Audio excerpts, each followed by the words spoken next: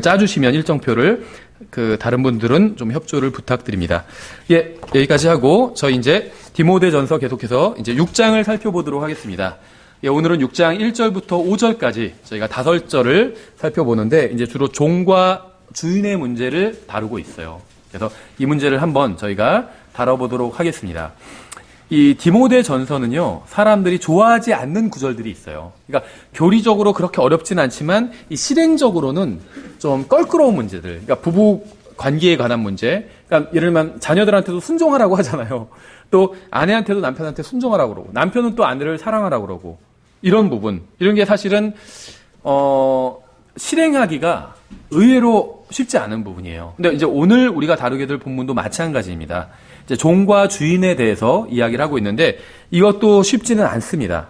어쨌든 간에 근데 우리는 하나님의 모든 말씀이 순수하다고 믿고 있기 때문에 이제 성경이 말씀하시는 것이라면 이제 사람들이 좀 꺼리는 주제라 하더라도 모두 다 다루고 있습니다. 예, 먼저 본문을 보시면 디모데전서 6장 1절부터 5절까지 한번 쭉 읽어보고 이제 한 절씩 저희가 보겠습니다. 디모데전서 6장 1절. 멍에 아래 있는 종들은 다 자기 주인들을 모든 존경을 받기에 합당한 자로 여길지니 이것은 하나님의 이름과 그분의 교리가 모독을 받지 않게 하려 함이라.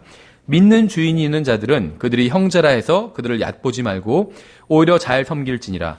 이는 그들이 신실하고 사랑받는 자요 은택에 참여하는 자이기 때문이라. 이것들을 가르치고 권면하라. 만일 어떤 사람이 다른 식으로 가르치고 온전한 말씀들 곧 우리 주 예수 그리스도의 말씀들과 하나님의 성품에 따른 교리에 동의하지 아니하면 그는 교만하여 아무것도 알지 못하고 오히려 논쟁과 말다툼을 좋아하는 자니라. 이로써 시기와 다툼과 욕설과 악한 추측이 생기며 또 마음이 부패하고 진리가 없어 이득이 하나님을 따르는 것이라고 생각하는 사람들의 비뚤어진 언쟁이 생기나니 너는 그러한 자들로부터 떠나라. 예, 성경을 읽으면서 이제 자신의 경험을 완전히 배제하면서 본문을 이해하기란 사실 쉽지 않아요. 무슨 말이냐면 거의 대부분의 사람들은 성경을 읽고 이해하는 데 있어서 자신의 경험과 환경을 배제하지 못합니다. 그러니까 이제 자신의 어떤 환경 내에서 자기가 읽는 본문을 뭐 이게 선이든 악이든 이제 그런 상황에서 이해를 하게 된다는 거죠. 근데 특히 이 영화나 TV 뭐 이런 거의 영향으로 사람들은 종과 주인에 관한 말씀을 읽으면 이제 이 본문을 읽으면 이제 노예제도 같은 것을 머릿속에 떠올릴 수가 있습니다. 특히 이제 미국의 경우를 생각하면서. 근데 이제 미국도 150년 전에 이 노예제도가 사라진 후에 노예를 실질적으로 소유한 사람은 아무도 없죠. 문제는 오늘날 과거와는 다른 형태의 노예제도와 노예들이 세계 곳곳에 존재한다는 것이겠죠. 근데 노예제도는 뭐 흑인과 백인이나 미국인들만의 문제가 아닙니다. 역사적으로 보면 전 인종을 망라해서 다양한 민족들이 다른 민족들을 무력으로 제압해서 이제 노예로 삼았습니다. 백인이 백인을, 흑인이 흑인을, 또 황인이 황인을 노예로 삼았던 예는 뭐 너무나도 많아요. 황인이 백인을 노예로 삼았던 적도 있죠. 이 몽고 징기스칸이 아예 유럽 쳐들어가가지고 노예로 삼기도 하고. 그래서 다양한 노예 제도가 있었던 것이 사실이고 지금도 변형된 형태의 이제 노예 제도들이 있는 국가들이 있죠. 성경은 노예 제도를 지지하지도 않고 반대하지도 않아요. 그렇죠? 성경에서 노예 제도를 지지한다는 말씀도 없고 반대한다는 말씀도 없습니다. 그냥 노예 제도라는 것은 고대로부터 있어 왔고 이것을 그냥 있는 그대로 이야기를 하고 있을 뿐이지 지지하거나 반대하지 않는다는 거예요. 마치 성경을 믿는 사람이면 노예제도에 반대해야 될 것 같은 느낌을 받는데 어쨌건 간에 성경에서는 반대하고 있지는 않다는 거예요. 그렇다고 지지하고 있지도 않고. 디모데전서는 에베소 교회의 목사인 디모데에게 이제 감옥에 있던 바울이 쓴 편지죠. 바울은 예수 그리스도에 대한 믿음으로 인해서 감옥에 갇혀 있었고 언제 처형될지 알 수 없는 그런 상황이었습니다. 그리고 자기가 감옥에서 나가기 위해서 할 수 있는 일도 없었고 교회도 바울을 위해서 해줄 수 있는 일이 없었어요. 그렇죠? 뭐 변호사를 산다든지 지금처럼 뭐 탄원을 한다든지 뭐 데모를 한다든지 이런 걸 할 수가 없었습니다. 교회가 다 불법이었고 지하 교회였기 때문에 이 당시에는. 왜냐하면 바울은 황제를 대적해서 성경적 믿음을 전파했기 때문에 풀려날 가능성 거의 없었습니다. 그러니까 바울의 죄목은 어떤 지금으로 좀 뭐 대통령 모독죄 물론 대통령 모독죄 같은 게 지금 뭐 그렇게 큰 죄는 아니죠. 살인이나 이런 것보다는 더 작은 죄인데 이 당시엔 굉장히 큰 죄였죠. 왜냐하면 로마 제국은 황제가 그 신이었어요. 신과 황제는 동격이었습니다. 그렇죠. 다신론 여러 가지 신을 믿는 국가였기 때문에 황제도 신들 중에 하나였다는 거죠. 그래서 예수 그리스도라는 유일한 신이 있다. 이러한 믿음은 제국의 위협이 되는, 통치에도 위협이 되는 아주 중대한 한 범죄의 행위였습니다. 그렇죠? 그래서 이러한 상황에서 성경은 로마 제국에 항의하거나 대항하는 것에 관해서 무엇이라고 말씀하고 있는지 아세요? 생각해서 바울이 감옥에 갔는데 바울이 무슨 뭐 파렴치한 짓을 하다가 감옥에 간 것이 아니라 복음을 전하다 갔어요. 또 예수 그리스도께서 유일하신 하나님이다. 다시 오셔서 심판하실 것이다. 이런 내용들. 의와 절제와 다가올 심판에 대해서 전파를 했잖아요. 그래서 이제 감옥에 간 거거든요. 바울이. 물론 이제 유대인들의 어떤 그 모략도 있었지만 어쨌든지 간에 바울은 복음을 전해서 감옥에 갔습니다. 성경적으로 보면 정당한 이유로 감옥에 갔죠. 그런데 성경은 단 한 번도 바울을 체포해서 구금한 로마 제국은 의롭지 않았던 거잖아요. 근데 그런 의롭지 않은 로마 제국에 대항해서 뭐 데모를 하라든지 로마 제국에 항거하라든지 이렇게 하시는 말씀은 단 한마디도 없다는 겁니다. 그렇죠. 그들을 향한 하나님의 뜻은 사람들을 그리스도께로 인도하는 것이었어요. 그러니까 1세기경에 이 악한 로마 제국의 치하에 살던 그리스도인들을 향한 하나님의 뜻은 사람들을 그리스도께로 인도하는 것이었던 거죠. 그래서 잘못된 정부의 권위 아래에 있는 그리스도인들을 향한 주님의 뜻은 사람들을 그리스도께로 인도해서 그들이 하늘나라에 속한 백성이 되게 하는 것이었습니다. 그러니까 지금 정권, 요즘은 이제 큰 이슈 때문에 좀 쏠리긴 했는데 우리나라는 보통 이제 소위 말하면 좌우가, 진보와 보수가 거의 절반씩 이루고 있거든요. 어떻게 보면 보수가 약간 더 많기도 하고, 좀 중동 성향이 좀 더 많기도 하고. 근데 어느 성향의 그 통치자가 정권을 잡던 간에 그리스도를, 그 반대쪽에 속한 사람들은 자기가 싫어하는 사람이 정권을 잡으면 굉장히 악한 정권이라고 비난하거든요. 그런데 누가 정권을 잡던 간에 그리스도인들을 향한, 우리나라에 살고 있는 그리스도인들을 향한 하나님의 뜻은 사람들을 그리스도께로 인도해 오라는 겁니다. 지금같이 전국이 어수선한 때에도 우리를 향한 하나님의 뜻은 사람들을 그리스도께로 인도해 오라는 거지, 정권을 무너뜨리고 어떻게 하라 이러라는 것은 아니라는 것이죠. 그렇다고 해서 뭐 지금 데모하고 이런 사람 우리가 비난할 것도 없어요. 왜냐하면 그 사람들의 문제는 예를 들면 데모하고 하는 사람들, 소위 말하면 위에 있는 권세에 어떤 복종하지 않는 사람들, 물론 우리가 이해는 가죠. 왜 복종하지 않는지는. 근데 복종하지 않는 사람들의 문제는 위에 있는 권세에 복종하지 않는 게 아니라 구원받지 못한 거예요. 그렇죠. 그래서 데모하고 뭐하고 이게 문제가 아니라는 거예요. 똑같아요. 술 마시는 사람의 문제가 뭘까요? 술을 마시는 게 문제가 아니에요. 술 마시는 사람이 구원받지 못했다면 구원받지 못한 게 문제예요. 담배 피는 사람의 문제가 뭘까요?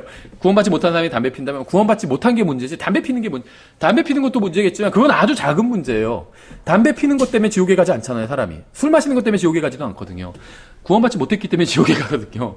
마찬가지예요. 지금 정부에서도 위에 있는 권세에 복종해야 된다, 아니다, 막 이런 거 가지고 논쟁하는 분들도 있는데 그거 자체가 사실은 이슈가 아니에요. 어떤 사람들이 데모한다고 해서 지옥에 가는 게 아니죠. 반대로 데모하지 않고 대통령을 지지한다고 해서 또 지옥에 가는 것도 아니에요. 예수님을 믿지 않기 때문에 지옥에 가는 겁니다. 대통령을 지지하던 반대하던 예수님을 믿지 않기 때문에 지옥에 가는 겁니다. 그래서 우리는 예수 그리스도를 전해야 되는 거예요. 그래서 대한민국, 지금 1996년 11월 지금 살고 있는 대한민국의 그리스도인들을 향한 하나님의 뜻은 예수 그리스도를 전하는 겁니다. 데모하는 사람들에게도 전하고 또 대통령을 지지하는 사람들에게도 전하고, 그것이 우리의 사명이라는 거죠. 저는 궁극적으로 모든 사람이 동일한 문제를 가지고 있다고 생각합니다. 인종, 종교, 민족, 남녀노소, 빈부, 고아를 막론하고, 지위 고아를 막론하고 모든 사람은 죄를 지어 하나님의 영광에 이르지 못했어요. 죄의 삭슨 사망이나 하나님의 선물은 예수 그리스도 우리 주를 통해 얻는 영원한 생명입니다. 예수님을 믿는 모든 사람들은 성령님에 의해 한 몸 안으로 침례받아 들어갔습니다. 그래서 구원받은 사람은 좋든 싫든 모두 한 몸을 이루게 되었습니다. 이러한 문제에 비하면 다른 모든 문제는 사소하고 작은 것에 지나지 않아요.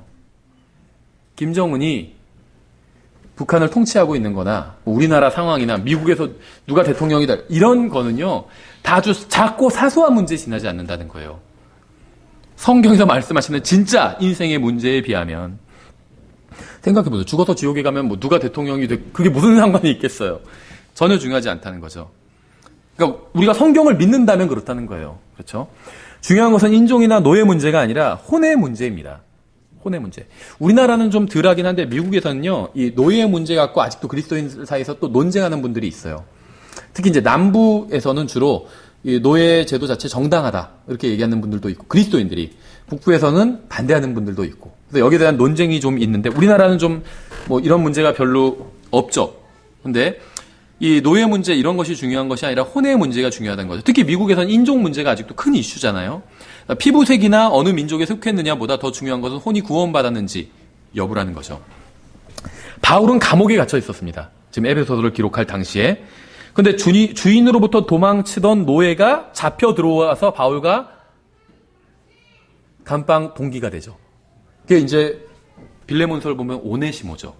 오네시모가 주인으로부터 도망쳤어요. 그래서 바울과 같은 감방에 들어가게 되는데 이제 바울이 그 오네시모를 그리스도께로 인도하게 되죠. 바울은 사람이 다른 사람에게 할 수 있는 가장 선한 일을 한 것입니다. 구원받는 것은 노예 생활에서 해방되는 것보다 비교할 수 없을 정도로 훨씬 더 좋은 일이에요. 그렇죠? 다른 사람에게 복음을 전해서 예수님께로 인도하는 일은 정권을 무너뜨리는 것보다 훨씬 더 대단한 일입니다. 바울은 도망쳤다 붙잡힌 노예에게 복음을 전함으로 그가 영원한 생명을 얻을 수 있게 해줬어요. 만약 제가 노예였다면, 제가 이제 과거 2000년 전에 이런 시대의 노예였다면 저도 아마 탈출하기를 원했을 거예요. 노예 생활에서. 주인으로부터 도망치려고 아마 했을 겁니다. 먼 곳으로 도망쳤다면 다시 주인에게로 돌아가고 싶지 않았을 거예요. 그렇죠? 그냥 자유롭게 살기를 원했을 겁니다. 그렇지 않나요? 주인으로부터 도망친 제가 노예라면 다시 주인에게 돌아가고 싶지는 않았을 거예요. 하지만 아무리 자유롭게 산다 해도 죽어서 지옥에 가면 아무런 소용이 없겠죠. 그러니까 자유로운 사람으로 죽어서 지옥에 가는 것보다 노예로 죽어서 하늘나라에 가는 것이 훨씬 더 낫겠죠. 이게 저의 인생관이에요. 그러니까 이것과 다른 인생관을 가지고 있는 사람도 있을 겁니다. 저는 영원이라는 것이 있다고 믿습니다. 하늘나라, 지옥이 존재한다고 믿어요. 저는 영혼에 관한 문제가 정권이나 사회적 이슈, 노예 문제 이런 것보다 훨씬 더 중요하다고 믿습니다. 근데 한번 잘 생각해 보세요. 에베소 교회의 성도들은 노예라고 해서 무시하지 않고 형제 자매로 대했습니다. 그러니까 이 당시엔 이제 그 로마 제국의 어떤 합법적인 테두리 안에서 노예 제도가 분명히 있었어요. 그렇죠? 그래서 교회 내에는 노예도 있었고 주인들도 있었다는 거예요. 그런데 교회 내에선 그것이 문제가 되지 않았습니다. 서로가 그리스도 안에서 형제 자매로 대했기 때문에. 그래서 에베소 교회 내에는 노예들도 회원으로, 지역교회 회원으로 있었고 주인들도 회원으로 있었습니다. 그래서 바울은 그들에게 노예와 주인에 관한 지침을 지금 주고 있는 거예요. 괜히 여기서 노예와 주인 얘기가 괜히 나오는 게 아닙니다. 한 교회 내에 노예와 주인이 다 회원으로 있었어요. 그래서 이제 지침을 주고 있는 거죠, 바울이. 노예는 주인을 죽여서는 안 되고, 당연하죠. 주인도 노예를 죽여서는 안 됩니다. 왜냐하면 성경은 살인하지 말라고 분명하게 말씀하고 있기 때문에. 노예는 주인의 것을 훔쳐서는 안 되고, 주인도 노예의 것을 훔쳐서는 안 됩니다. 그렇죠? 노예가 주인의 것을 훔칠 수도 있잖아요. 주인 안 볼 때 살짝 훔칠 수도 있고, 주인이 노예의 것을 훔치는 건 마땅한 그 임금을 주지 않는 거겠죠. 그럼 또 노예의 것을 훔치는 거겠죠. 주님께서 도둑질하지 말라고 말씀하셨기 때문에 서로 훔치면 안 돼요.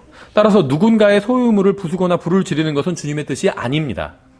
내가 노예라고 해서 막 혁명을 해가지고 불 지르고 해가지고 그런 건 주님의 뜻이 아니라는 거예요. 일단은 구원받은 사람들도 성경과 인생에 관해서 착각하는 것들이 여러 가지가 있습니다. 하나님의 말씀대로 살면 인생이 좀 더 쉬워지고 편해질 것이라고 생각하는 사람들이 있어요. 열심히 기도해서, 그러니까 그 기도 응답도 받고 하면 인생이 좀 편해질 거라고 생각하는 경향이 있다는 거죠. 그러니까 많은 그리스도인들이 인생에 어려움이 생기거나 장애물이 생기는 것은 하나님의 뜻이 아니라고 생각하는 경향이 굉장히 많아요. 그렇죠? 근데 인생에 어려움이 생기고 뭐 이런 건 편해지고 이런 건 하나님의 뜻과는 무관합니다. 편해지고 좋은 일이 생기면 하나님의 뜻 안에 있다고 생각하고 어려운 일이 생기면 괜히 하나님의 뜻이 아닌 것 같고 이거는요 착각이란 거예요. 성경에는 그런 것이 없어요. 무엇인가 불편하고 힘든 것은 하나님의 뜻이 아니라고 생각하고 편하고 쉽고 힘들지 않은 것만 하나님의 뜻이라고 생각하면서 그러한 것을 기도로 또 구하고 있어요. 그렇죠? 생각해보세요. 우리 기도 제목이 대부분 내 좀 마음이 편하게 해주세요. 내 몸이 편하게 해주세요. 이런 거예요. 그렇죠? 뭐가 잘 되게 해주세요. 그러니까 다 그게 결과적으로 내가 편하게 해달라는 그런 기도라는 거죠. 그게 또 하나님의 뜻 가운데 있는 거라고 생각을 합니다. 이렇게 생각하는 이유는 비교적 우리가 살기 좋은 나라에서 살고 있기 때문이에요. 뭐 정치적인 상황이 어떻든 간에 세계적으로 미국도 그렇지만 우리나라도 살기가 나쁜 나라 축에 들진 않아요. 좋은 나라 축에 들어요. 그런데 살기 좋은 나라에 드는 그리스도인들일수록 이런 생각들을 많이 하고 있다는 거예요. 편한 게 하나님의 뜻이고 편하지 않은 거는 하나님의 뜻이 아니고. 예를 들면 북한만 해도 북한에 있는 그리스도인들이 이런 생각을 하진 않을 거예요. 왜냐하면 거기서는 하나님이 모여서 예배를 드리는 게 하나님의 뜻이잖아요. 근데 모여서 예배를 드리면 자기 죽음을 각오해야 되거든요. 최근에는 잘 소식을 모르는데 몇 년 전만 해도 공개 총살이 있었고 그래요. 그리스도인인 것이 발각돼서 그 목사들이 잡혀서, 그러니까 교회 인도자, 지하 교회 인도자들이죠. 총살당했어요, 공개적으로. 그러니까 하나님의 뜻대로 하면 쉬운 게 아니라 더 어려움이 있었다는 거죠. 다시 본문으로 돌아와서 이제 1절을 보시면, 멍에 아래에 있는 종들은 다 자기 주인들을 모든 존경을 받기에 합당한 자로 여길지니, 이렇게 말씀하고 있죠. 전 이런 말씀이 고기에 해당하는 말씀이라고 생각해요. 천년왕국, 구약시대의 구원, 아마게돈에 관한 거, 이런 게 고기에 해당하는 말씀이 아니라 이런 말씀. 왜냐하면은 이제 성경은 성경을 이제 음식으로 비유하고 있잖아요.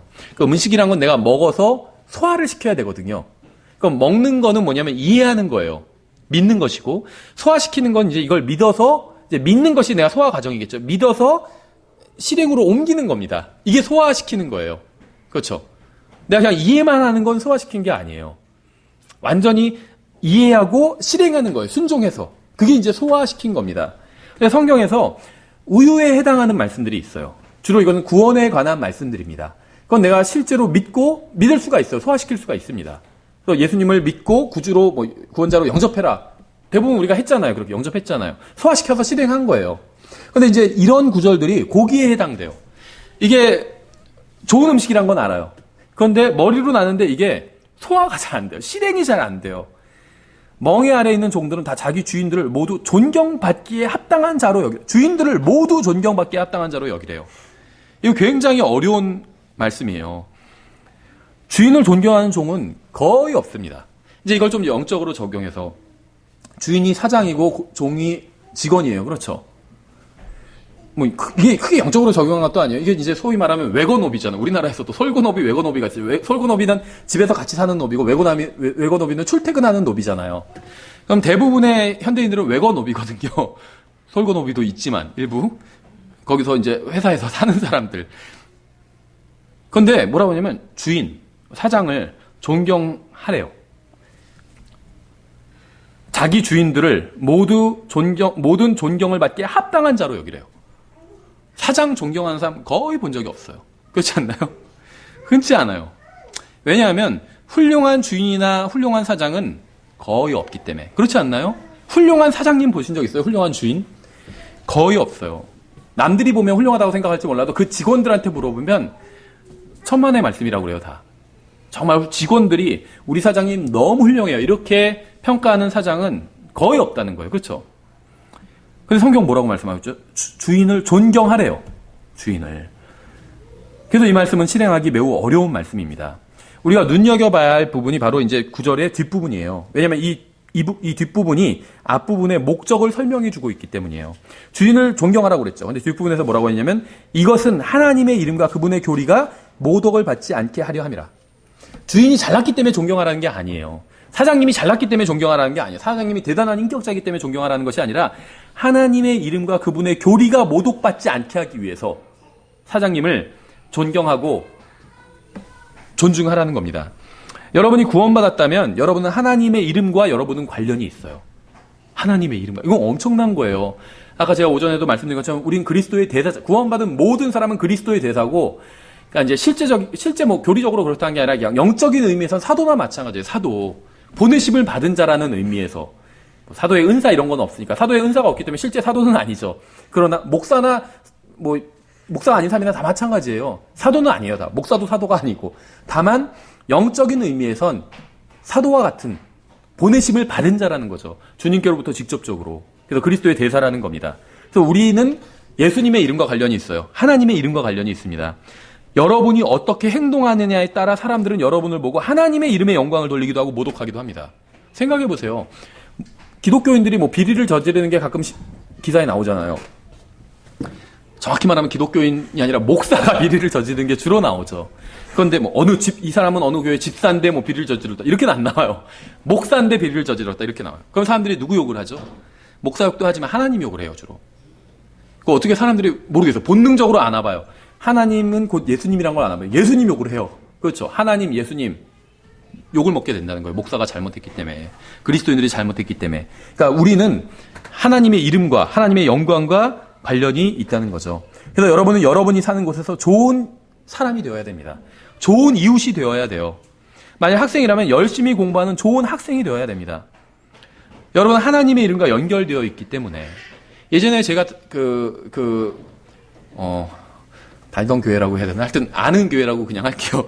어떤 교회는 이제 우리나라는 상가 건물의 교회가 있잖아요. 거기도 7, 8층짜리 큰 건물이었는데 교회가 이제 한 층을 쓰고 있었어요, 그 당시에.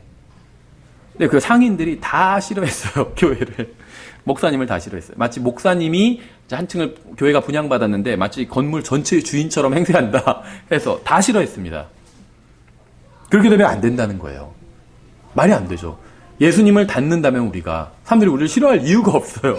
좋아해야지. 예수님은 온유하시고 친절하시고 자기를 희생하시는 분이시고 싫어할 이유가 없어요, 예수님을. 그렇죠. 그래서 우리가 예수님을 닮는다면 사람들이 우리를 좋아해야 된다는 겁니다. 만약 여러분 학생이라면 열심히 공부하는 좋은 학생이 되어야 됩니다. 지금 이 자리는 없네요. 좋은 학생이 되어야 돼요. 예, 좋은 학생이. 만약 여러분의 이름은 하나님과 연결되어 있기 때문에 여러분이 직원이라면 열심히 일하는 좋은 직원이 되어야 됩니다. 하나님의 이름이 여러분과 연결되어 있기 때문에. 아마 제가 지금까지 한 말에 다 동의를 하실 거예요. 근데 문제는 복잡하지 않아요. 근데 어떤 사람들은 제가 이제 하려는 말에 동의하지 않으려고 해요. 만약 여러분이 노예라면 여러분은 가장 좋은 노예가 돼야 됩니다. 그렇죠. 그러니까 뭐 검은 소가 일을 잘해요, 뭐 하얀 소가 일을 잘해요. 그러니까 와가지고 귓속말로 뭐 검은 소가 잘해요, 뭐 이렇게 했다는 것처럼 가장 일을 잘하는 노예가 돼야 된다는 거예요. 구원받은 사람은 자신이 처한 환경에서 최선을 다해야 됩니다. 그래야 구원받지 않은 사람들이 보고 하나님을 모독하지 않게 된다는 거죠. 사람들은 우리의 삶을 보고 우리가 전하는 예수님을 거부할지 받아들일지 결정해요. 실제로 대부분이 그래요. 삶이 훌륭한 그리스도인이 복음을 전하면 복음을 받아들일 확률이 훨씬 큽니다.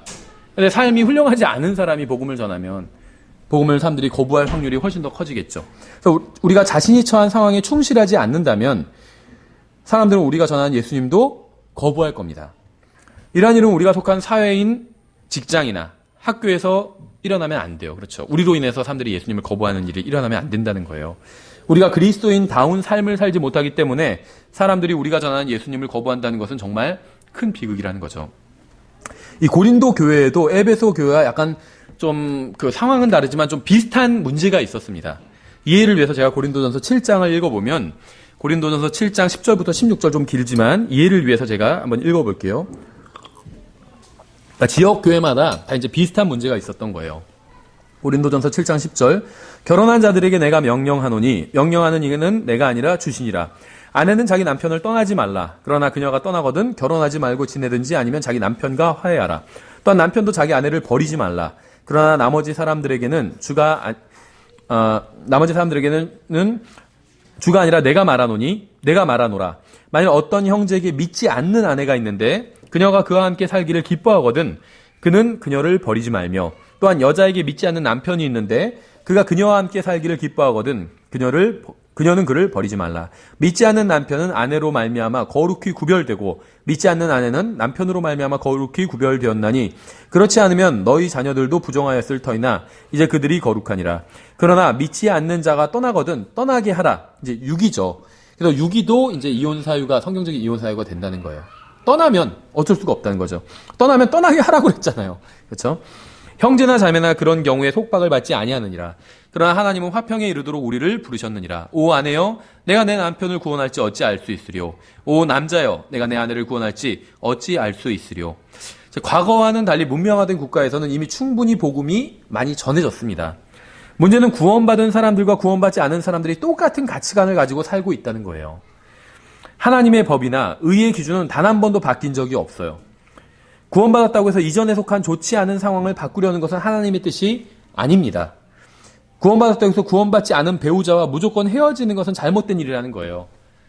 아마 이런 경우를 여러분 보신 적도 있을 겁니다. 신앙생활을 오래 하신 분은 보신 적이 있을 거예요. 저도 실제 본 적이 있어요. 남편이 이제 믿지 않는 자인데 사실은 자기가 이제 남편이 마음에 안 드는 거예요. 그러니까 이혼할 구실을 찾는데 없잖아요. 자기가 교회도 다니고. 그러니까는 남편이 하나님을 믿지 않으니까 자기가 하나님을 믿는데 방해가 된다. 그래서 하나님을 더 잘 믿기 위해서 남편을 떠날 수밖에 없다. 이렇게 생각하는 사람도 있고 또 목사도 그렇게 권면하는 사람들이 있어요. 남편이 하나님 믿지 않으니까 남편과 이혼해라. 그렇게 권면하는 목사들도 있대요. 실제로 킹제임 성경 지정에서도 봤어요. 성경은 그러지 말라는 거죠. 그렇게 하지 말라는 겁니다. 내가 처한 상황을 그런 식으로 바꾸지 말라는 거예요. 부르심대로 그 부르심 안에 그냥 거하라는 겁니다. 이게 중요해요. 구원받았다고 해서 구원받지 않은 배우자와 무조건 헤어지는 것은 잘못된 일입니다. 구원받지 않은 배우자가 떠나버리면 그건 어쩔 수 없어요. 그렇죠. 우리가 잘 아는 그 스코필드 관주 성경의 그 집필자인 스코필드도 비슷한 일을 당했거든요. 원래 이 사람은 부부가 카톨릭이었어요. 그러다가 이제 스코필드가 카톨릭 술주정뱅이 변호사였습니다. 그러다가 이제 예수님을 만나고 구원받게 됐어요. 그러니까 부인이 떠났어요. 떠났습니다. 남편이 구원받았다고 해서. 그건 어쩔 수 없죠. 그건 스코필드 잘못이 아니에요. 어떻게 할 방법이 없죠. 자신이 처한 상황으로 인해서 행복하지 않다고 해서 주님의 말씀과 무관하게 상황을 바꾸는 것은 잘못된 겁니다. 내가 처한 상황이 행복하지 않기 때문에 이 상황을 바꿔야 된다. 이건 하나님의 뜻이 아니라는 거예요. 상황이 바뀐다고 해서 행복해지는 것이 아니라 하나님의 뜻 안에 있어야 행복해질 수 있어요. 감옥 안에서 구원받은 사람을 감옥에서 꺼내주는 것은 하나님의 뜻과는 무관합니다. 구원받았다고 해서 구원받지 않은 배우자와 바로 헤어져야 하는 것도 아니라는 거죠. 노예가 구원받았다면 주인으로부터 도망쳐서는 안 된다는 거예요. 그렇죠. 노예로 있는 것보다 도망쳐서 어떤 주님을 위해서 온전히 인생을 사용해서 그러면 더 많은 복음을 전할 수 있다. 이렇게 생각할 수도 있겠죠. 그렇게 하지 말라는 거예요. 그렇게 할 수도 있겠지만 그렇게 하지 말라는 겁니다. 그게 하나님의 뜻이라는 거예요. 노예는 그대로 노예인 상태로 있으라는 겁니다. 도망치지 말라는 거예요. 그렇죠. 아내가 구원받지 않은 사람이에요. 버리지 말라는 거예요. 아내가 떠나가는 건 어쩔 수 없는데 버리지 말라는 겁니다. 구원받은 남편도 구원받고 아내도 구원받고 이러면 제일 좋겠죠. 그걸 인위적으로 만들지 말라는 거예요. 이미 둘 다 구원받지 않은 상태인데 남편만 구원받았어요. 아니면 아내만 구원받았어요. 그러면 내가 이 사람 구원받지 않은 사람이가 이 사람이랑 헤어지고 구원받은 사람이랑 결혼해서 내가 정말 주님의 행복한 가정을 이루겠다. 이렇게 생각하지 말라는 거예요. 그렇죠. 구원받지 않은 한쪽 배우자가 도망가면 그건 어쩔 수 없어요. 근데 그러지 않는 한은 같이 있으라는 겁니다. 그러면서 오히려 좋은 간증을 보여줘서 그 구원받지 않은 배우자를 구원받게 할 수 있을지 어찌 알리요? 이렇게 성경 말씀하고 있잖아요. 그렇죠. 대부분의 기독교인들은 이러한 본문을 듣고 싶어 하지 않을 겁니다. 내가 지금 처한 악한 상황에서 이걸 억지로 비성경적인 방법으로 하나님께서 명령하시지 않은 방법으로 이것에서 빠져나오지 말라는 거거든요. 노예는 노예 상태로 있으라는 거예요. 그렇죠. 이런 본문 다 싫어할 거예요. 그렇죠. 하나님의 존재 목적이 자신의 행복을 위해서라고 생각하기 때문에 이러한 본문을 싫어하는 겁니다. 내가 지금 행복하지 않으면 이게 하나님의 뜻이 아닐 거다 이렇게 생각한다는 거예요. 우리의 기쁨과 평화는 모두 예수 그리스도 안에 있습니다. 진정한 행복은 이 세상이 아닌 다음 세상에서 누릴 수 있어요. 이 세상에서 누리는 행복은 한계가 있어요. 특히 예수님을 떠나서는 진정한 행복을 누릴 수가 없어요. 그렇죠. 이 세상이 불공평하다고 불만을 품는 사람들이 많이 있습니다. 하지만 아담이 선악과를 목공으로 넘긴 이래로 이 세상은 계속 불공평했어요. 이 세상은 공평했던 적이 없습니다. 공평할 수도 없고. 그렇죠. 빈부의 격차가 있을 수밖에 없어요.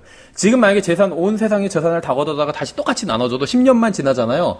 부자 생기고 가난한 사람 생겨요. 10년 아니라 1년 만에 다 날려버리는 사람도 분명히 있을 거예요. 빈부 격차 있다는 거예요. 그 자손으로 태어나면 또 불공평하게 태어나는 사람도 분명히 있을 것이고. 만약 아내가 구원받지 않았다면 그녀를 떠나는 것이 아니라 사랑하고 그리스도께로 인도하기 위해서 최선을 다하는 것이 하나님의 뜻입니다. 주님께는 구원받지 않은 아내와 사는 불편함보다 아내의 혼이 구원받는 게 훨씬 더 중요하기 때문에 구원받은 아내는 구원받지 않은 남편에게 훨씬 더 선하게 대해야 됩니다. 그래야 남편을 그리스도께로 인도할 수 있기 때문에 이것은 실질적이고 굉장히 어려운 문제예요. 그렇죠? 우리는 다른 사람의 구원을 위해서 아내와 남편과 종과 주인으로서 각자 자신의 역할에 충실해야 돼요. 그러니까 내 아내가 구원받지 않았다면, 내 남편이 구원받지 않았다면 더 내가 남편이나 아내로서 더 충실하게 해야 된다는 겁니다. 그래야지 내 남편이나 구원받지 않은 남편이나 아내의 마음을 얻을 수 있다는 거예요. 다른 사람의 구원을 위해서 자신의 불편을 감수하는 것이 바로 그리스도의 마음이에요. 오히려 구원받았다면 좀 더 편할 수 있는데 구원받지 않았기 때문에 내가 더 잘해줘야 된다는 거예요. 그것이 바로 그리스도의 마음이라는 겁니다. 이 세상은 많은 문제를 가지고 있어요. 대부분의 문제들은 예수 그리스도께서 재림하시기 전에는 결코 절대 해결될 수 없습니다. 우리는 그리스도인으로서 이 세상의 문제나 자신의 행복을 위해서 문제를 해결하려고 하기 전에 먼저 다른 사람들을 그리스도께로 인도하는 문제에 힘을 쏟아야 돼요. 내가 편하고 행복한 것보다 다른 사람의 구원을 더 우선순위에 두어야 된다는 겁니다. 로마서 13장 1절부터 3절에 이제 그 권위에 관한 말씀을 하고 있죠. 모든 후는 더 높은 권력들에 복종할지니 하나님으로부터 나지 않은 권력이 없으며 이미 있는 권력들도 하나님께서 임명하셨느니라. 그러므로 누구든지 권력에 거역하는 자는 하나님의 규례를 거역하나니 거역하는 자들은 스스로 정죄를 받으리라. 치리자들은 선한 일이 아니라 악한 일에 대하여 두려움이 되나니 그런즉 내가 권력을 두려워하지 아니하려느냐. 선한 일을 행하라. 그래야면 내가 바로 그에게 칭찬을 받으리라. 법이 잘못되었다고 해서 법을 어기는 것은 하나님의 뜻이 아닙니다. 아마 지금도 그런지 모르겠는데, 저 때는 이제 논술이나 뭐 구술 같은 거에서 이제 이런 인문사회 계통에서 이런 질문이 이제 그 가장 유력한 그 질문지 중에 하나였거든요. 법이 잘못됐을 경우에 어떻게 해야 되는지. 그렇죠. 복종해야 된다. 그러면은 잘못된 법인데 복종하냐? 잘못된 법이니까 복종하지 말아야 되냐? 그러면 잘못된 법이니까 법 안 지켜도 되냐? 양쪽으로 다 막 이제 논의를 전개해 갈 수 있고 비판의 여지도 있고 하기 때문에 이제 학생들에게 그런 이렇게 그 논술 주제나 구술 주제로 많이 던지던 건데, 그리스도인에겐 간단해요. 법이 잘못됐어도 법을 어기면 안 됩니다. 왜냐하면 법을 어기는 것은 하나님의 뜻이 아니에요. 아무리 안 좋은 정권이라 할지라도 법을 어기는 것은 하나님의 뜻이 아닙니다. 그렇게 하면 우리는 그리스도인의 간증을 잃게 되기 때문이에요. 잘못된 법을 고치는 것과 지키지 않는 것은 완전히 다른 문제입니다. 투표를 해서 우리가 예를 들면 법이 지금 잘못된 법이 있는데 법을 고치는 거 국회의원이잖아요. 법을 만드는 건. 어떤 국회의원이 내가 이 법을 고치겠다. 이렇게 한다면 내가 그게 마음에 들면 그 국회의원한테, 그 사람한테 투표를 줄 수 있죠. 그래서 국회의원이 되게 할 수 있죠. 그건 전혀 문제가 아니에요. 그러니까 잘못된 법을 고치는 것은 문제가 아니지만 지키지 않는 것은 문제라는 거죠. 그리스도인은 법을 지켜야 됩니다. 잘못된 법을 고치는 건 문제가 아닌데 일단은 지키긴 지켜야 돼요. 그러면서 고치려고 노력해서 고치는 건 또 다른 문제겠죠. 그러니까 잘못된 법을 고칠 수 있는 사람에게 투표하는 것은 문제가 없지만 잘못된 법을 집행하는 사람에게 대항하는 것은 절대 주님의 뜻이 아니라는 겁니다. 왜냐하면 그렇게 함으로써 그리스도인의 간증을 모두 잃어버릴 수 있기 때문에. 다시 디모데전서 6장으로 돌아가서 이제 2절에 보시면, 믿는 주인이 있는 자들은 그들이 형제라 해서 그들을 얕보지 말고 오히려 잘 섬길지니라. 본문이 말씀하고 있는 것을 한번 상상해 보겠습니다. 노예가 있어요. 근데 주인도 구원받아서 그리스도 안에서 한 형제가 되었습니다. 노예가 있고 교회에 다니고 있는데 갑자기 나중에 주인도 구원받아서 같은 교회에 다니게 됐다는 거예요. 그런데 주인 형제는 노예 형제를 해방시켜 주지 않고 있어요. 그렇죠? 우리가 생각할 때는 어떤 거 같나요? 지금 2000년 전 이 에베소 교회 상황이에요. 그래서 제가 노예인데 구원받고 그리스도인이 됐어요. 그래서 이 에베소 지역교회 다니고 있는데 얼마 후에 우리 주인도 구원받아서 같은 교회에 왔어요. 그럼 어떨 것 같나요? 주인이 좀 해방시켜 줬으면 좋겠죠. 자유로운 사람으로 만들어주면 좋겠죠. 근데 주인은 노예 형제를 해방시켜 주지 않아요. 근데 더 놀라운 게 뭐냐면 성경은 주인 형제에게 노예 형제를 풀어주라고 말씀하고 있지 않고 오히려 노예 형제에게 주인 형제를 잘 섬기라고 권면하고 있어요. 부당한 것 같지 않나요? 생각해보세요. 바울이 지금 에베소 교회는 믿는 노예 형제와 주인 형제가 다 있어요. 그러면은 저 같으면 주인 형제들은 노예 형제를 같은 형제니까 해방 자유롭게 해주라 이렇게 권면할 것 같아요. 저 같으면 인간적으로 그렇지 않나요? 근데 사도 바울은 지금 그렇게 권면하고 있지 않아요. 오히려 노예 형제들에게 주인 형제를 잘 섬기라 이렇게 얘기하고 있다는 거죠. 구원받지 않은 사람들 앞에서는 조심하면서 같은 그리스도인 앞에서는 함부로 행동하는 경우가 종종 있습니다. 그래서 심지어 그리스도인과는 함께 사업을 하지 않겠다고 하는 형제들도 봤어요. 예. 그리스도인들과는 더 피곤하다는 거예요. 그래서 그리스도인이 아닌 세상 사람들과 사업해야지 훨씬 편하다는 거예요. 근데 왜 그런지 아세요? 왜 그 형제님, 실제로 그렇게 얘기하는 형제님 봤어요. 근데 왜 그렇게 그 형제님이 얘기하냐면 그 세상 사람들에게 복음을 전하지 않기 때문이에요. 그 세상 사람들에게도 복음 전하잖아요. 그럼 불편해져요. 그리스도인 다른 형제랑은 섬기려고 하지 않고 교리 논쟁을 하니까, 비평하니까는 불편해진 거죠. 그러니까 저 형제들이랑 같이 뭐 하고 싶지 않다고. 그렇죠. 왜냐면 내가 그리스도인이란 걸 아니까 불편한 거예요. 속이기도 힘들고. 그렇죠. 근데 세상 사람과 하면 편한 거예요. 내가 정체를 드러내지만 않으면. 세상 사람과 저도 세상 사람이 더 편해요, 어디서는. 그건 잘못된 거죠. 성경은 분명하게 같은 그리스도인이라고 해서 함부로 대하지 말고 잘 대해야 된다고 말씀하고 있습니다. 그리스도인은 다른 사람이 선하게 대하든 그렇지 않든 상관없이 선하게 대해야 됩니다. 주인 형제가 노예 형제를 해방시켜 주지 않아도 노예 형제는 주인 형제를 잘 섬겨야 한다는 것이 하나님의 뜻이라는 거예요. 현대로 와도 사장님이 같은 교회에 다녀요. 그러니까 사장님, 우리 이왕이면 같은 교회 다니니까 나 월급을 좀 더 올려주고 아니면 나를 좀 더 빨리 승진시켜주기를 바라는데 전혀 그렇게 하지 않는 경우도 있죠. 잘못은 아니라는 거예요. 더 잘 섬기라는 거예요. 더 열심히 일하고. 안 믿는 직원보다 더 열심히 일하는 거예요. 그렇죠? 오늘날 교회의 강단은 진리를 완전히 상실해버렸습니다. 그래서 교회나 학교나 TV나 같은 것을 가르치고 있어요. 무슨 말이냐면 만일 남편이 잘못 행하면 당신도 남편에게 똑같이 갚아주라고 그래요. 이 세상에서 가르치는 거죠. 저도 가끔 무슨 인터넷에 올라온 무슨 그런 거 보거든요. 미즈 어쩌고저쩌고 그런 것도 가끔 보고 그래. 그러면 시어머니 시댁 얘기 아니면 친정 얘기 아니면 처가 얘기 막 이런 거 불만 토로하거든요. 그럼 다 달리는 답글이 뭐냐면 똑같이 해주라는 거예요. 네가 그렇게 물렁하게 있으니까 그래서 그 다음은 막 내가 이렇게 지금 이런 예를 들면 시어머니한테 아니면 누구한테 당하고 있는데 어떻게 해야 되냐. 그런 고민글을 올리면 뭐라고 하냐면 제일 짜증나는 건 바로 당신입니다 하면서 당신이 그렇게 물렁하게 하니까 그쪽에서 그렇게 치고 돌아오는 거지 이제부터는 막 한마디로 갈겨버리라고 그러면은 그렇게 못한다고. 이게 이 세상의 영이죠. 그렇죠. 누가 나한테 조금 피해를 주면 내가 막 본때를 보여주려는 게 이 세상의 영이잖아요. 근데 교회도 비슷하게 가르치고 있어요. 요즘은. 성경이 가르침은 아닙니다. 이런 건. 부모님이 잘못된 사람이라면 부모님에게 순종할 필요가 없다고 하는 게 이 세상의 가르침이에요. 이것도 성경의 가르침이 아니죠. 나에게 잘못 행하는 사람에게는 똑같이 갚아줘야 된다는 것이 이 세상의 가르침이고 이건 성경의 가르침과는 완전히 다릅니다. 누군가 잘못된 행위를 한다고 해서 나까지 잘못된 행위를 할 필요는 절대 없다는 거예요. 하나님께서는 이 세상의 모든 사람들이 잘못된 행위를 해도 우리는 바르게 행하기를 원하십니다.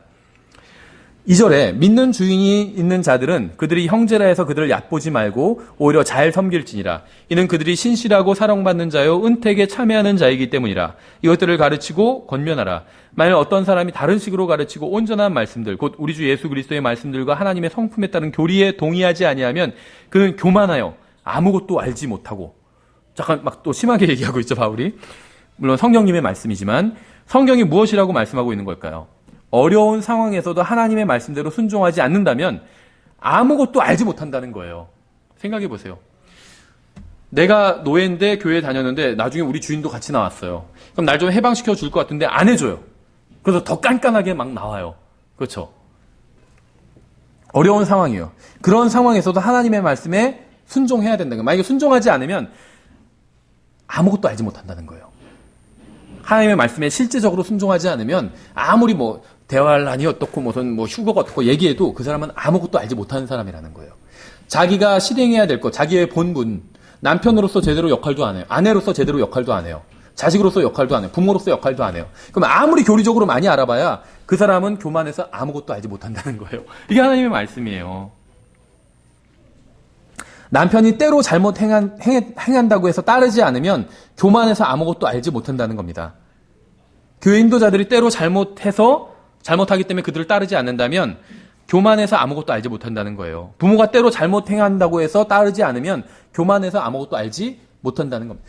왜 그런 줄 아세요? 그러니까 무슨 말이냐면 부모나 아니면 남편이나 아니면 교회 인도자나 아니면 누가 됐든 간에 권위를 갖고 있는 사람을 그 사람이 비록 좀 잘못할 때가 있더라도 따르라는 겁니다. 순종하라는 거예요.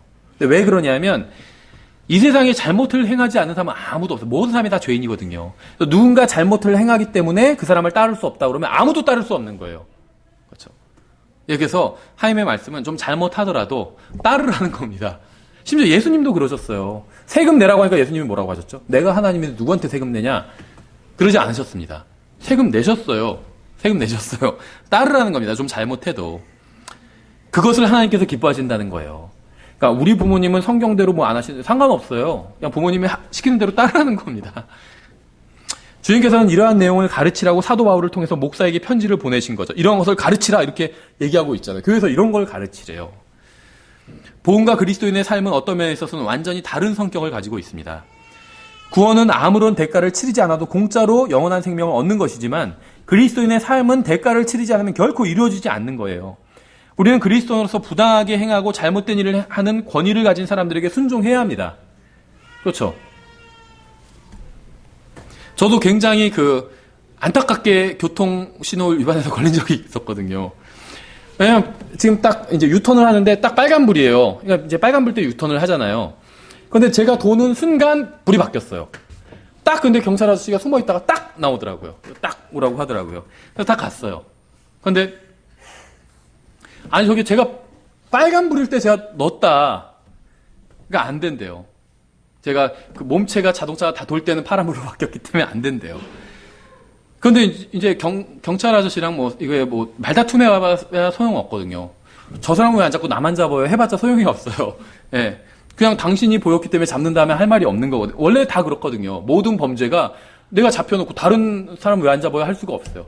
당신이 지금 걸렸기 때문에 당신이 잡은 거다. 다 그렇게 범죄는 검거하는 거거든요. 그래서 할 수 없이 이제 최대한 그냥 불쌍한 표정만 짓고 있었는데 이제 뒤에 아기가 있었거든요. 그러니까 딱지 끊으려고 하다가 아기 보더니 그냥 말로 계도만 하겠습니다. 이러면서 가더라고요. 어린 자녀가 있어서 말로 계도만 하겠습니다. 가시라고 하더라고요. 예, 그래서 순종해야 되는 거죠. 내가 봤을 때 왜 저 사람 안 잡고 나만 잡아요? 이렇게 따지면 안 된다는 거예요. 딱지 끊으면 그냥 잘못 인정하고 끊어야 된다는 겁니다. 그렇죠. 주님께서는 이러한 내용을 가르치라고 사도 바울에게 말씀하고 있다는 겁니다. 예, 그래서 우리가 어떤 권위에 순종하는, 심지어 그것이 잘못된 권위라 할지라도 그 권위에 순종하는 이유는 하나님께서 그 권위에 순종하라고 말씀하셨기 때문에 사람을 보고 순종하는 게 아니에요. 부모님 보고 부모님께 순종하는 게 아니고 남편 보고 남편에게 순종하는 게 아니고 교회에 따른 인도자들, 목사가 됐든 집사가 됐든 무엇이 됐든 잘못하는 게 있겠죠. 그리고 어떤 부분은 최선이 아닐 수도 있어요. 근데 그 사람을 보고 따르라는 것이 아니라 하나님께서 따르라고 명령하시니까 하나님의 권위에 따르는 게 사람의 권위에 따르는 거예요. 그렇죠. 그래서 하나님 때문에 순종하는 거지 우리가 사람 때문에 순종하는 것은 아니라는 거죠. 3절에 만일 어떤 사람이 다른 식으로 가르치고 온전한 말씀들, 곧 우리 주 예수 그리스도의 말씀들과 하나님의 성품에 따른 교리에 동의하지 아니하면, 그러니까 바울 서신에 교회의 지침이 주로 기록되어 있는 것이 이제 사실이지만 오직 바울 서신만 교회의 지침이 되는 것은 아닙니다. 경우에 따라서는 우리 주 예수 그리스도께서 직접적으로 말씀하신 내용이 기록된 복음서도 교회의 교리적인 지침이 될 수 있겠죠. 3절에 의하면. 4절, 그는 교만하여 아무것도 알지 못하고 오히려 논쟁과 말다툼을 좋아하는 자니라. 이로써 시기와 다툼과 욕설과 악한 추측이 생기며, 하나님의 말씀대로 실행하지 않는 것은 교리적인 문제가 아니라 교만의 문제입니다. 교만과 논쟁과 말다툼, 시기, 다툼, 욕설, 악한 추측, 이런 게 다 교회를 분열시키고 약화시키는 거예요. 악한 추측은 아무런 근거도 없이 상대방의 표정이나 눈빛 같은 것을 근거로 자기 혼자 상대방의 의도까지 상상하고 해석하는 게 악한 추측이에요. 이런 거 할 때가 많아요. 네. 그래서 저 형제가 왜 나를 저런 눈빛으로 보지? 아무 말도 안 했는데 나를 저런 눈빛으로 보지 마 이렇게 해가지고 그 형제가 자기를 싫어한다고. 그래서 무슨 말을 했냐고 하니까 아무 말도 하지 않았어요. 그냥 눈빛이 약간 이상했다. 그걸 어떻게 알아요? 집에서 뭘 아침에 잘못 먹어가지고 배가 더부룩해가지고 눈빛이 그런지 어떻게 알아? 저도 처음 어디서는 눈빛 때문에 오해를 많이 받아요. 왜 자기를 째려보내요? 네. 전 진짜 째려본 게 아닌데. 네. 그러니까 이게 악한 추측이에요. 그렇죠. 악한 추측. 네. 뭘 잘못 먹어서 속이 불편할 수도 있잖아요. 그렇죠. 그러니까 진실을 알기 전에 추측만으로 함부로 판단하고 정죄하는 것은 그리스도의 몸을 분열시키는 것일 뿐입니다. 5절에 또 마음이 부패하고 진리가 없어 이득이 하나님을 따르는 것이라고 생각하는 사람들의 비뚤어진 언쟁이 생기나니 너는 그러한 자들로부터 떠나라. 오늘날 재물은 하나님의 은혜의 척도가 되고 진리의 기준이 되어버렸습니다. 그러니까 어떤 교회가 옳냐, 바르냐, 이게 교회 규모, 교회가 가진 재산, 사람들 모이는 수, 이거가 기준이 되어버렸다는 거예요. 그렇죠? 그래서 교회가 막 크고 그러면 그 교회가 더 옳은 것 같고, 어떤 교회가 작으면은 그 교회는 옳지 않은 것 같고, 그러니까 많은 재물과 세력을 가진 자들은 그것으로 자신들의 정당성을 입증해요. 봐라, 우리 교회가 가르치는 교리가 옳다. 왜냐하면 봐라, 하나님께서 축복해 주셔서 이렇게 많은 사람이 모이지 않았냐. 그렇게 얘기하는 사람들이 있다는 거예요. 그러나 재물, 이득은 결코 성경적 기독교의 기준이 될 수 없습니다. 우리의 소망은 예수 그리스도와 그분의 말씀인 성경에 있어요. 재물이나 정치에 우리의 소망을 둘 수는 없습니다. 이런 것이 기준이 될 수 없어요. 저는 그리스도인들은 투표를 해서는 안 된다고 주장하는 것이 아닙니다. 자신이 원하는 정당이나 정치인에게 표를 주십시오. 하지만 누구를 뽑든 인간의 문제는 해결되지 않을 겁니다. 그러니까 성경적 관점에서 보면 대부분의 선거는 차악을 선택하는 것일 뿐이죠. 그리스도인의 소망은 보수든 진보든 정치인이나 정당에 있지 않고 또 재물에 있지도 않고 예수 그리스도께 있다는 사실을 항상 기억해야 돼요. 여기서 어떤 위에 있는 권세는 우리가 기본적으로 순종을 하고 그 권세가 잘나서가 아니라 내가 좋아하는 사람이 권세를 잡아서가 아니라 하나님의 말씀으로 인해서 내가 권세에 복종한다는 거죠. 그러나 내가 또 투표할 수 있는 권리가 있으면 그건 투표하면 돼요. 그건 다 자기 마음대로 할 수 있다는 거죠. 오전에도 말씀드린 것처럼 어떤 진보나 보수나 이런 민주주의나 공산주의가 우리의 적이 아니라는 겁니다. 자, 누누이 말씀드리지만 저는 북한에서 태어나지 않고 대한민국에서 태어났다는 게 너무 감사해요, 하나님께. 하지만 그리스도의 심판석에서는요, 북조선에서 태어난 사람들이 훨씬 더 그 북조선에서 지금 살고 있는 그리스도인들이 대한민국에서 살고 있는 그리스도인보다 훨씬 더 상급을 저는 많이 받을 거라고 생각해요. 그렇지 않나요? 그러면은 그 북조선 그 사회 시스템이 그렇게 나쁜 것만은 아니죠. 어떤 의미에서. 그리스도인들을 단련시키고 그리스도인들이 그리스도의 심판석을 준비하게 하는 데 있어서는 훨씬 더 좋은 것일 수도 있죠. 예, 그래서 우리는 공산주의를 막 대적하느라 싸우지 않습니다. 또 자본주의를 막 대적하느라 싸우지도 않아요. 그렇죠. 그런 건 우리의 적이 아니에요. 우리의 적은 세상과 육신과 마귀가 우리의 원수죠. 또 우리의 기준은 이득이 기준도 아닙니다. 어느 형제님이 돈이 많다고 해서 그 사람이 영적인 것도 아니고 돈이 없다고 해서 영적이지 않은 것, 육신적인 것도 아니라는 거죠. 이런 건 전혀 우리의 기준과는 관련이 전혀 없습니다. 교회도 마찬가지고. 그렇죠. 우리 교회가 뭐 돈이 많아지면 주님께 물론 복을 받은 거겠죠. 근데 돈이 없다고 해서 그게 주님의 저주를 받은 건 아니라는 거죠. 그럼 뭐 북한 교회들 다 주님의 저주를 받은 것이게요? 결코 그런 게 아니죠. 여기서 이득이 하나님을 따르는 것이라고 생각하는 사람들은 비뚤어진 생각을 가진 사람이고 우리는 그러한 자들로부터 떠나야 됩니다. 예, 그래서 저희가 5절까지 살펴봤고 다음 주에 계속 살펴보겠습니다. 아마도 한 2번 정도 더 하면 디모데 전서는 강의가 끝날 것 같습니다. 예.